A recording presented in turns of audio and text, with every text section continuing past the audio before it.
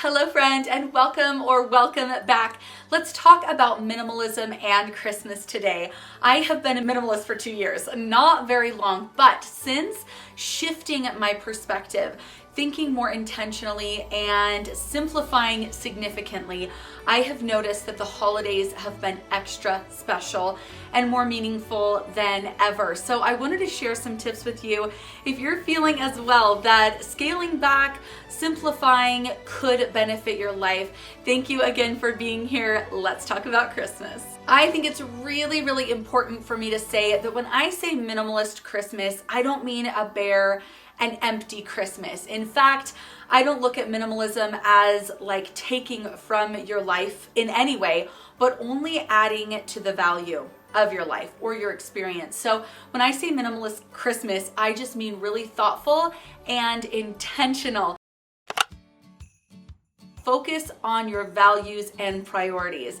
For us, we have really just focused on time spent together as a family. We've changed up some traditions, we've cut back on parties, we've stopped sending out Christmas cards because it was just adding to the stress in my life, and that is okay. Think about what you can tweak, change, eliminate from your holiday season if it does not align with some of your core values or priorities for Christmas. So again, for us, it's time spent as a family. It's also focusing on the Savior. So I want to make more room for service projects. I want to have the energy for that. So those are two things that I personally really heavily prioritize. Your list can be as long or short as you want, but I do recommend prioritizing maybe 2 to 3 things. I think that's kind of the point. The less we do, the more we can focus and we can add value to those fewer things. So I recommend just picking a couple of values and priorities that you really want to focus on, and then really evaluate the holiday traditions that you have. The things that you normally put on your calendar, do they actually go along with and support these priorities and values? It is okay if they don't. It is okay to eliminate them. I'm giving you permission to say, no, I can't be there. I can't do that. I can't commit to that because you just don't want to. It doesn't fit your priorities. So think about what those are, and then take a look at your family traditions and what you normally do around the holidays and see if things need to be either tweaked or eliminated. I used to go all out when it came to decorating for Christmas. I would spend not only a lot of money, but a lot of time decorating my home. And I, at the time, thought I was doing it for my kids and myself. I thought I loved it a lot, but looking back and having scaled back, I realized that all of those things actually added to the feeling of stress in the home, at least for me. So maybe just scale back this year, pull out your decorations, think less is more, put out just a few of your favorites, and then see how you feel this Christmas. Don't donate everything else right now, but maybe at the end of the year or the beginning of the new year, when you realize that you really had a better time cleaning up, you didn't feel as stressed, you didn't feel like things were as cluttered or chaotic in your home, maybe then you can make a donation. But just scale back, put out fewer things, and see if you still enjoy your home, but maybe enjoy more benefits too. Again, because you don't have that clutter, you don't have to spend all that money. Like, don't bring maybe anything new in, or maybe choose 1 or 2 new things to bring in, and just really focus on what you have and try and use those things to create this warm and fun environment for your home this year. And then obviously, if the decoration is something that you didn't even like this year, don't expect yourself to like it next year. If it doesn't fit your style, your aesthetic, whatever, don't expect yourself to keep it. So you can get rid of decor like that pretty easily. You can sell it, or what I like to do is just drop it off at donation places, but maybe there is a local shelter near you that could really use some Christmas cheer. So call around, even at your kids' school, and see if anybody would like some Christmas decorations donated. Let's talk about gifts. This one is both fun and tricky.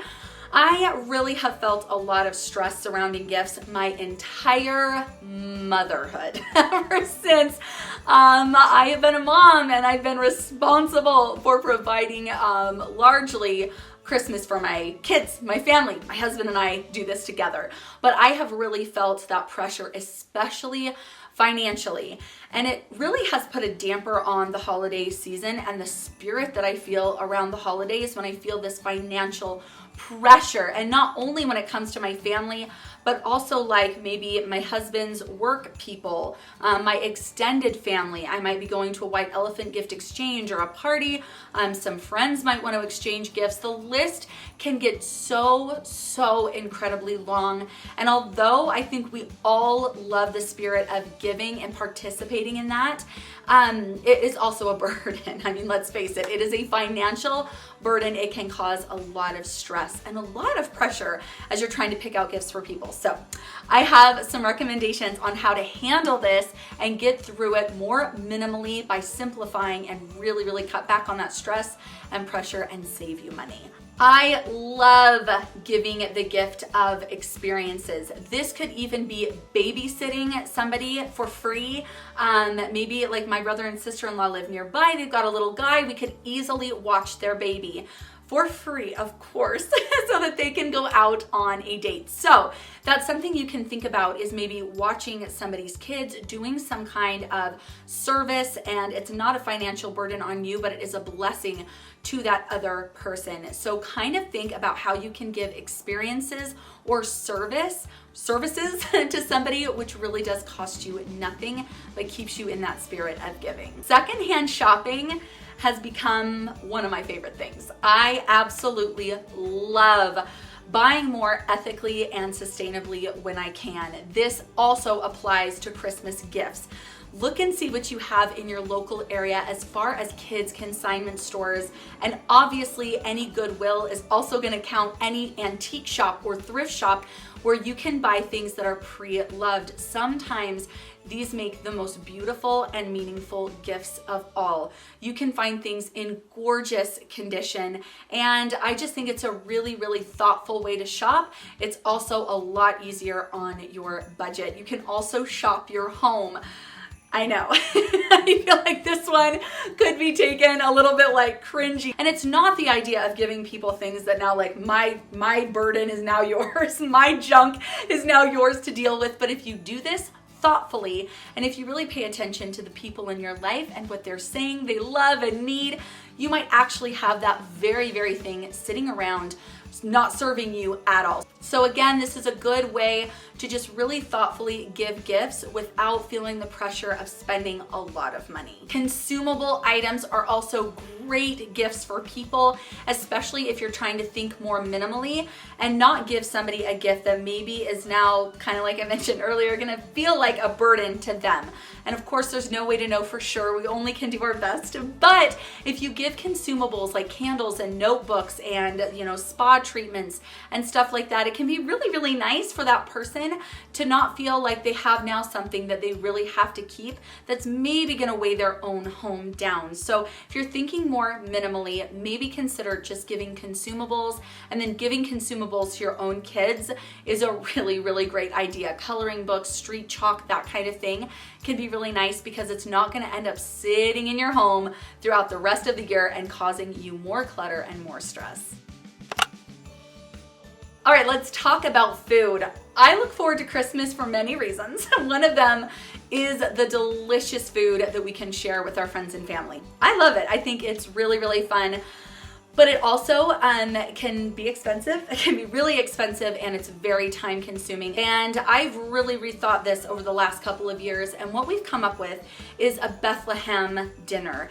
This is not my own idea. I found this, I think, on Pinterest, but instead of having a grand Christmas Eve dinner and a grand Christmas Day dinner. What you do instead, we do a Christmas Eve by candlelight, and it is pita bread, almonds, we do meat and cheese and grapes and olives. So basically it's things that make us think of what maybe Jesus would have had or something around that time period. And it's beautiful. We absolutely love it. It makes me like choke up to think about it. We love it so much. It's a time where we really just come together and think about the Savior. So since those are my priorities, I am spending time with my family in a very low stress situation. And I'm also talking about the Savior, which to me is a huge part of the spirit of the season. It's an incredible tradition. I am so glad we started it. It has really been so much more affordable, and just the work and effort that it takes to do that is just minuscule compared to what I used to do. So it cuts back on all that stress. And in the end, I've noticed that it's so much more meaningful to my family to do this simplified Bethlehem dinner than it would have been to do these two grand meals for Christmas Eve and Christmas.